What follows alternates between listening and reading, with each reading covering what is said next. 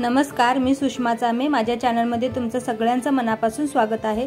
चला तर मग आपण आज श्रीकृष्ण जन्माष्टमीबद्दल थोडक्यात जाणून घेऊया. त्या अगोदर तुम्ही जर माझ्या चॅनलवरती नवीन असाल तर चॅनलला प्लीज सबस्क्राईब करा. चला मग आता आपण जाणून घेऊया. अष्टमीचा सण हा देशभरात 26 ऑगस्ट अर्थात सोमवारी साजरा केला जाणार आहे.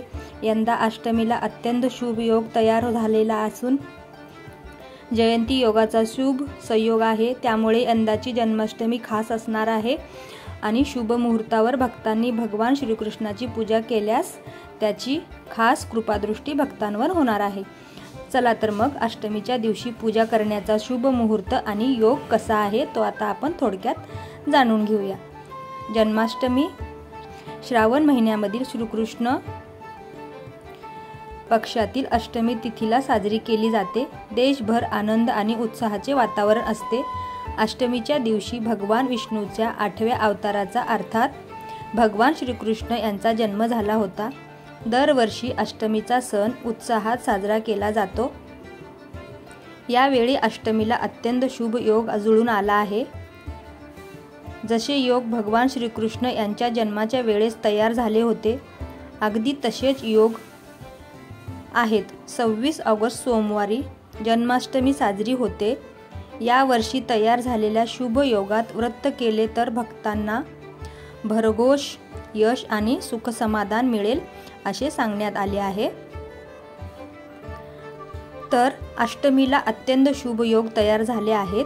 जन्माष्टमी आणि अष्टमी तिथी एका दिवशीच आलेली आहे.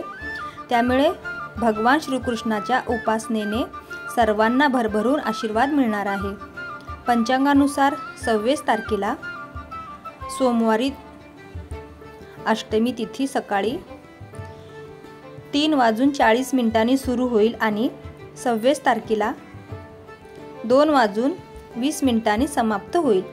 अष्टमीच्या दिवशी रोहिणी नक्षत्र दुपारी 3:55 सुरू होईल आणि 27 तारखेला मध्यरात्री 3:38 पर्यंत राहील.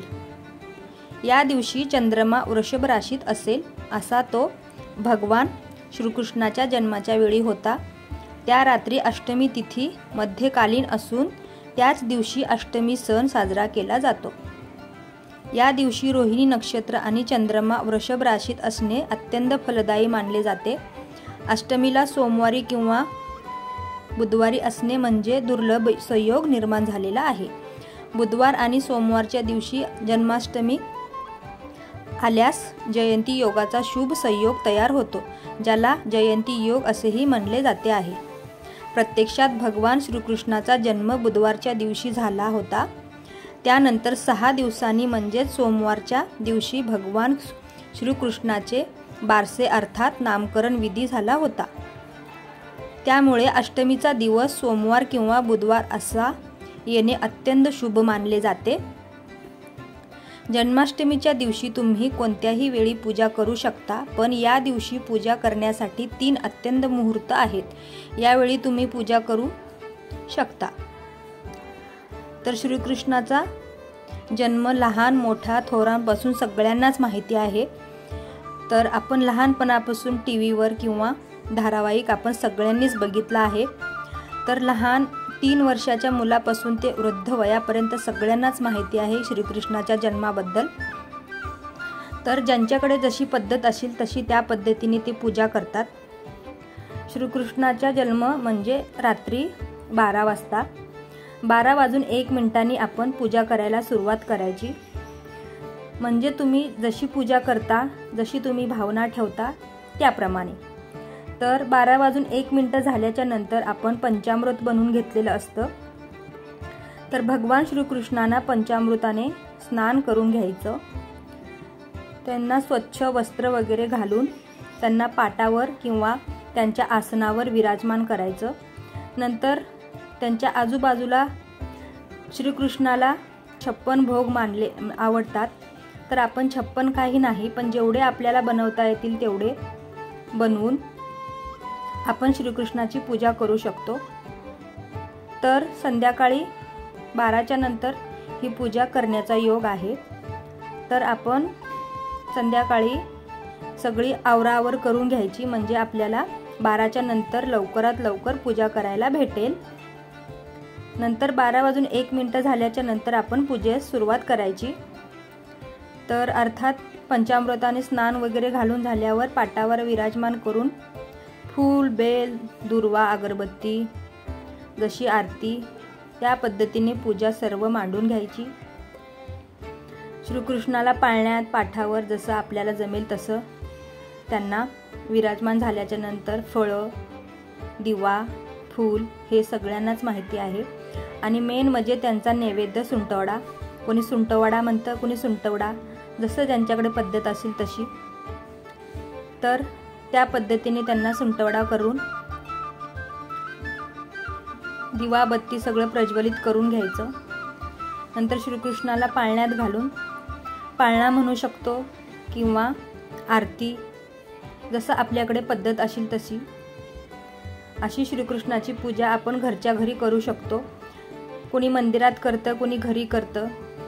तर आपल्या घरी करण्यासाठी पण खूप सोपी पूजा असते ही, एवढं काही अवघड नसतं.